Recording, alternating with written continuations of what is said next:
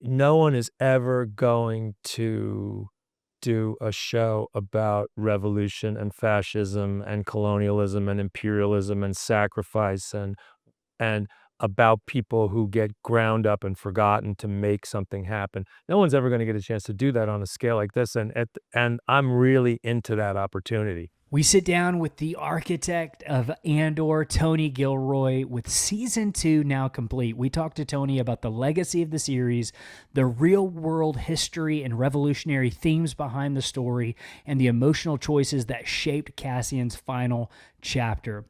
We had the chance to speak with Tony as part of a roundtable alongside some of our favorite voices in the Star Wars community, Alex and Molly from Star Wars Explained, Gustavo from Triad of the Force, and Jason from Blast Points.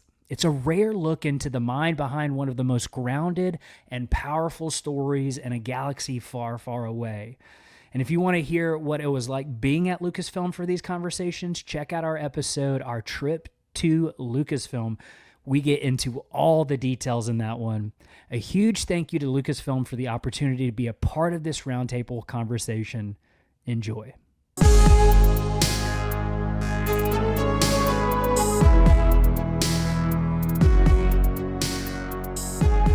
right, I know you got some, like, what happened here questions. Go for it. I know there's some stuff. Yeah, like, where's the problem? Alex, you look like you have. Yeah, sure. Yeah. So one of my personal favorite moments of the entire series is the moment Cassian and Bix had with the Force Healer. Right. And can you just touch on the conception of that scene and then also how you approach bringing in the concept of the Force into a grounded show like Andor? I think in the first season, I think I was probably pretty adamant that I wasn't gonna do any Force. It was kinda like our mandate, we're not doing Force, we're not doing this, we're not doing that. But, I think 2 things happened. One, you you spend a lot of time. I mean, you'd be surprised, maybe you wouldn't be surprised. I mean, the people on the show really they check out what's happening online. You can get overwhelmed, but people check it out. And it seemed I thought if there was a way to do it that fit our vocabulary on the show, that it was really the effort should be made to try to do it, because so many people cared about it, it also coincided with my emerging realization that, Cassian is pretty destined. There's a destiny there. When we and it's so weird how these things come about. When we did, in the very first episodes, when we did, when he gets, captured by when he lands in the Maya Pei Brigade takes him over, uh, we had a lot of what planet is that gonna be? And there was another planet, an interim planet where he was gonna go, and they were gonna send a there was a couple other things that were gonna happen there, but, that money was tight at that point. We were really we were overstuffed at that point. So it was like, well, you can't have that other planet, and so what planet are we gonna do? And Luke and I are like, well, what should we do? Where should we go? And I think I called Pablo and was like, you know, Moen says there's nobody on Yavin now 5 years earlier, that it's no one's there. And Pablo confirmed that it was. I said, so what's it like? He goes, well, the temples are there, and there are these animals there, these beasts that are there, but no one's there at this point.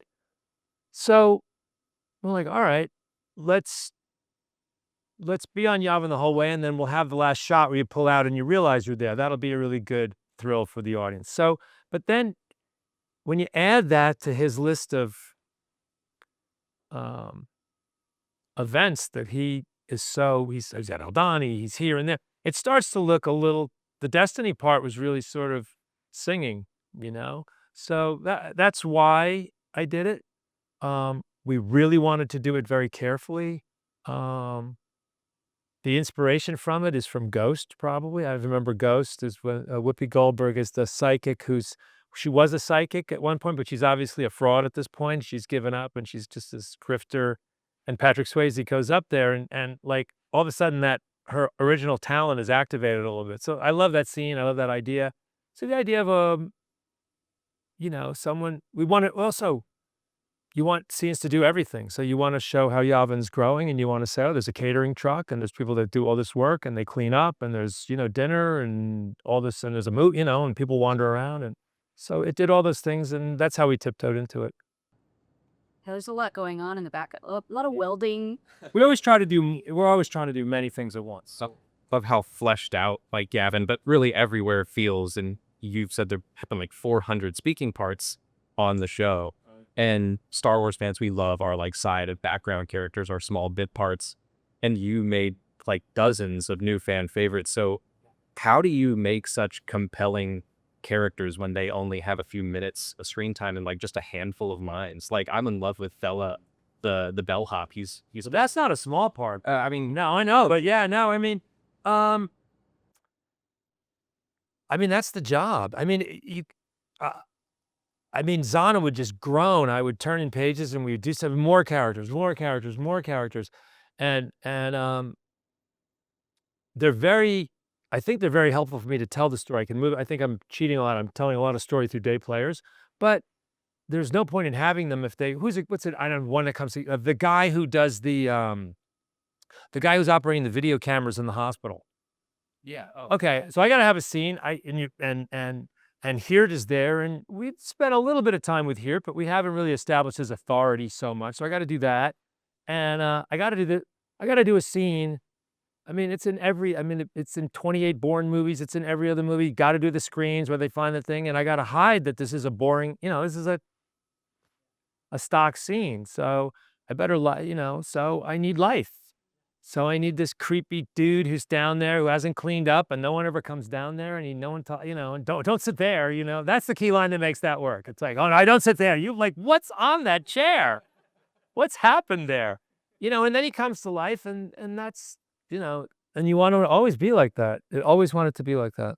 Well, something you don't see from watching it, but that I found was interesting when reading the scripts, is that you also name most of these characters. Naming things is really.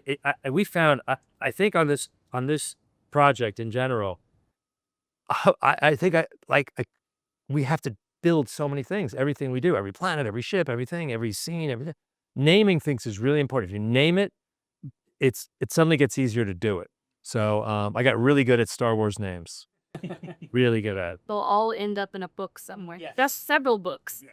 So what was your creative process for naming Star Wars characters? Because you've got, Dedra Meero, Edie Carnes, so some amazing ones. Luthen Rail. No, I know. But you get on a streak. I get on a streak where I could do a whole bunch at once. And sometimes you sit and you're just like, you're not in the mood, or it's not happening. And no, I just, the right moment, the right time of day.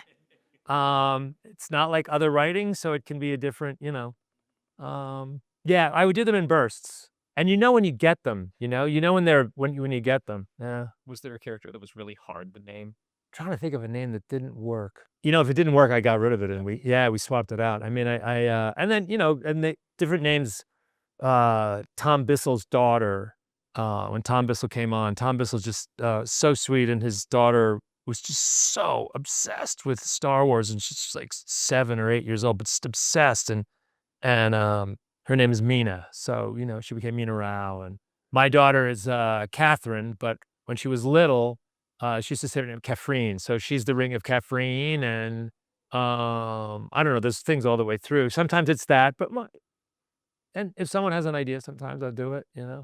We're in love with Fimo. Well, that's my son's dog's name. Yeah. So B2EMO. Yeah. But that was really designed to be a dog. That I really worked on. That was a super conscious effort. Yeah. You just get on a roll, You get better at it too. If you do it, you do a couple days in a row, you'll see you get better at it. You've probably done it. I never use a generator or anything. I know there are generators. I never use a generator. I know historically a lot of Star Wars names will just be like temporizations of the actors' names. Like they just jumbled the letters. Oh, I know what. And I like Tim with 2 M's. Yeah. All right, two M's, and Marva 2 A's. Yeah. How do I make this Star Warsy? Add an extra letter. I've seen people complain about that. And Edie has 2 E's. It's like, okay, some of that. Yeah. I think it works. Yeah. Because Maybe switching gears a little bit and getting a little spicy. I know, like in the interview with Colbert, you were talking about how you could speak about fascism. I think that's obviously a extremely interesting and relevant topic. And one of the things that fascists historically do to, subject and oppress is to silo the set and keep everyone separated so that they can come together and rise up against whatever system of control is there. And Denise Gove was talking about how the Empire is a gang and rebels are tribes. So I was wondering, like, as you were writing season 1 and into season 2, and you're talking about the Gorman Front, the Neo-Republicans, the Partisan Alliance, like, how are you conceptualizing that distinction, right, of one, the Empire separating all these groups, but then, like, how they come together into, from a group of idiots in the forest to an organized, strong rebellion? Well, my experience on Rogue, one of the I won't go into detail, but there's this big scene at the end when they come back to Yavin and Jin is trying to get everybody to, we got to go to Scarif. We're gonna, that big scene with all those people and all the contention that's there. But there's just complete disagreement of that whole huge cast of people, and that's, so I know that this coalition is really shaky. I mean, that's and weak and very much in danger. So that's one element.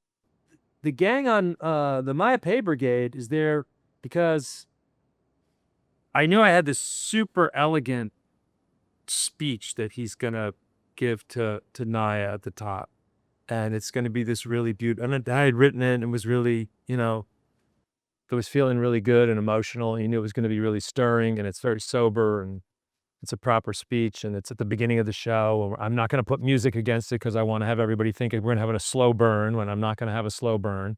And I was like, man, you know what? This is so elegant, and everybody's going to think that the rebellion is really got both feet on the ground and everything's good. And I know that I'm going to get.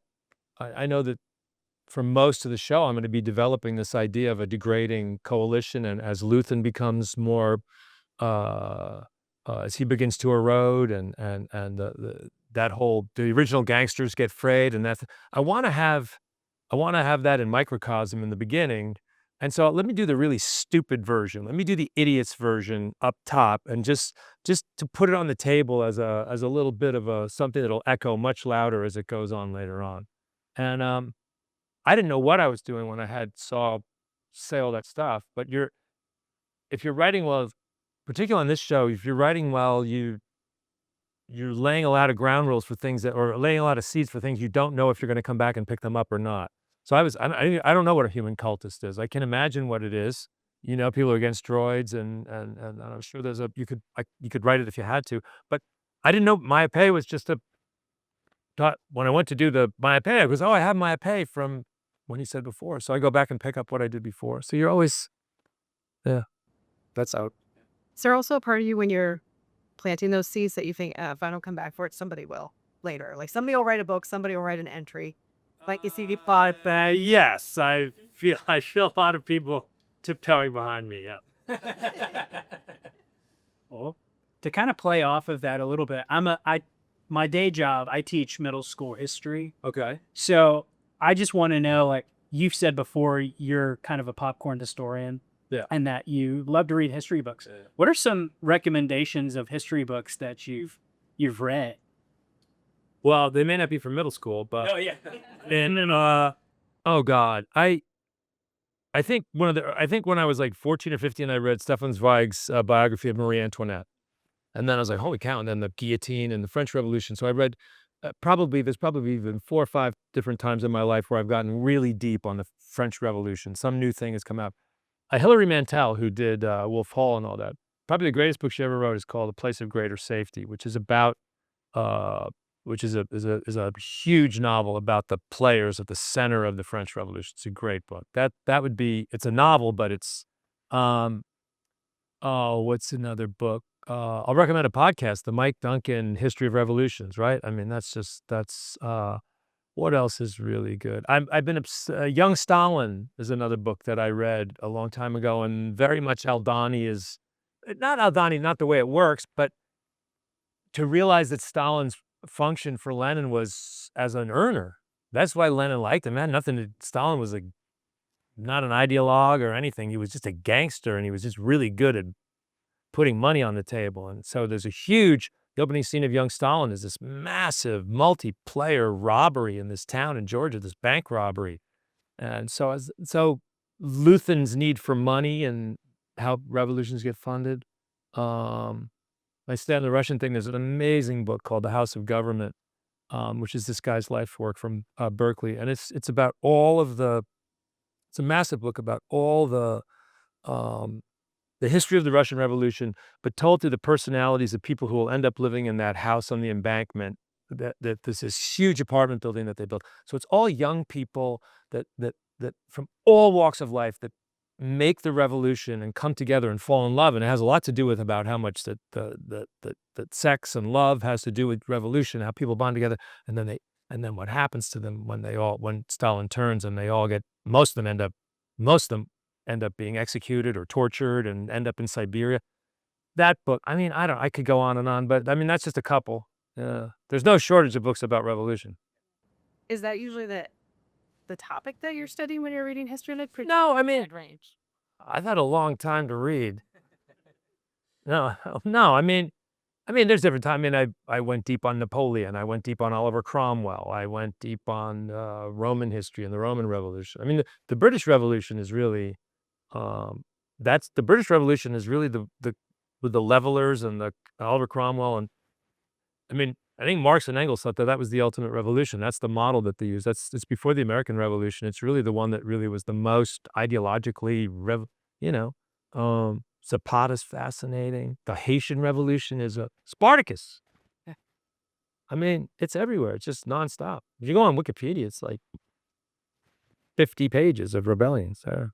Star Wars can be just such a gateway for fans into other things like history or mythology. Right. Is there anything that you want people who are watching Andor, is there something you'd be like really excited about if you saw that it was being like a gateway for Star Wars fans into other interests?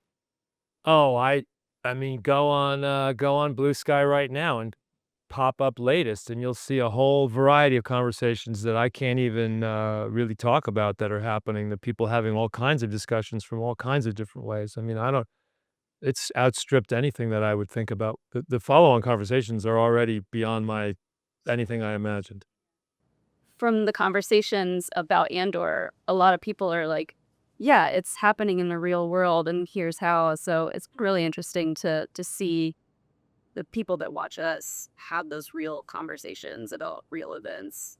Yeah, it's so far outstripped anything that it's gone in every area.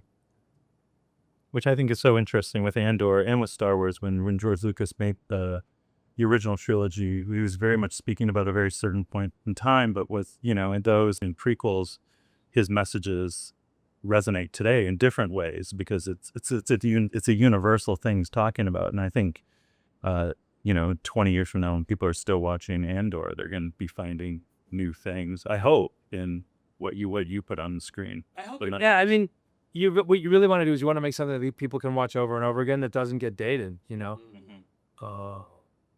I mean, I guess that's, I went and saw Michael Clayton the other night for the first time in 18 years. They had at this video store.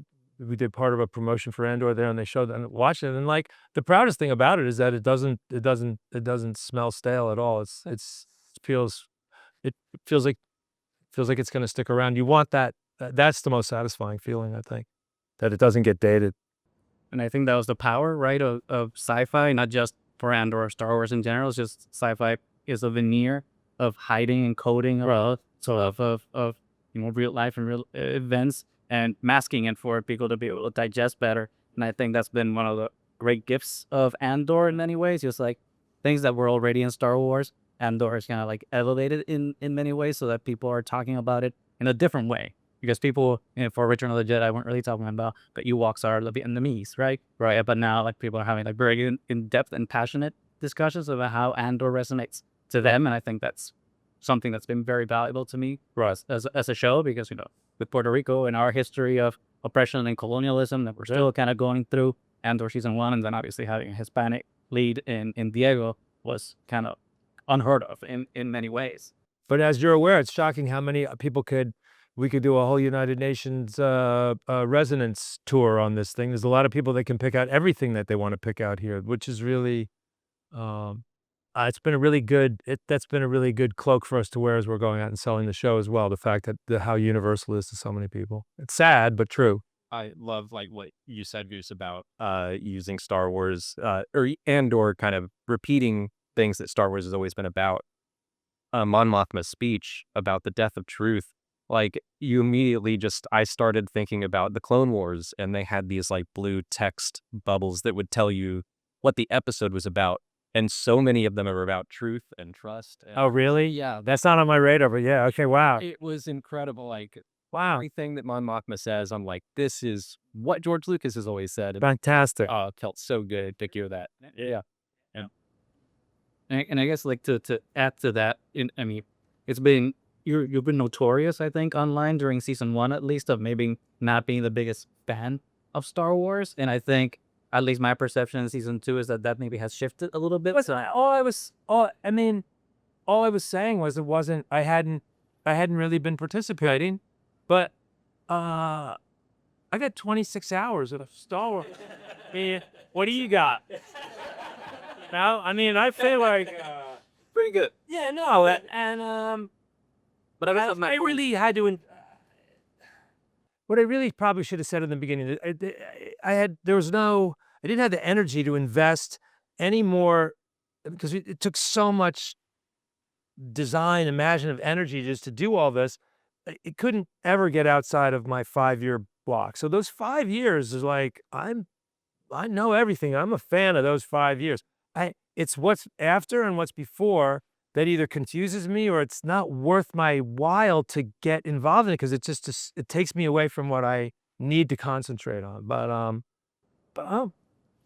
After having all that to do in Star Wars, and you've been in it for almost a decade, would you have any advice for any future Star Wars directors or showrunners that are coming into this world? I hope that it's really bothered me. It's bothered everybody on our show all the way through. Anytime they try to make a division between what we're doing and what other people are doing, it's like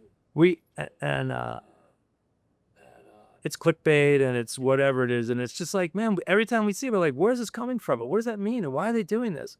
And by the same thing, I think if I was coming in clean, I wouldn't do anything like this. I'd want to make another land. I think they have some projects, which I get in trouble if I talk about the few that I know about, but they're different. They're different windows. They're different aspects. There's a billion freaking billion beings in that galaxy. You could go anywhere. I mean, There's so many different flavors of Star Wars. I would really hope people wouldn't. I hope the lesson is let your freak flag fly and work your ass off and really really go for it. And it's really hard. It's way harder than you think because, I mean, like Luke and I think we were on the show for like a couple weeks starting out, tiptoeing in, and I think we both called each other one morning and go, we're going to have to design everything. There's nothing you can take for granted. And the moment you realize that, it's just like the floor disappears. You're like, oh my God, how are we going to do it? I think if people have the commitment to the design and commitment to that, they should change the flavor and do whatever they want to do. I was really, through all the doubts I had and all the times I wanted the show to go away and was hoping that COVID would kill it or whatever, that when I was really anxious, because we almost made some really, I mean, if COVID hadn't happened, I think this would be a big disaster story. Through all of that, I was like, wow, no one is ever going to do a show about revolution and fascism and colonialism and imperialism and sacrifice and about people who get ground up and forgotten to make something happen. No one's ever going to get a chance to do that on a scale like this. And I'm really into that opportunity. Someone else has to find another opportunity for themselves that interests them. That's going to do it for this special Roundtable episode. Huge thanks again to Lucasfilm for the opportunity and to our fellow fans and creators who joined us for these incredible conversations. If you want the full story of how all of this came together, from the invite to the trip to being inside of Lucasfilm itself for nearly 9 hours, be sure to check out our companion episode, Our Trips to Lucasfilm. We take you behind the scenes of the experience, share what it meant to us, and talk through everything that didn't make it on mic. So we'll see you over there, but until then, keep the watch.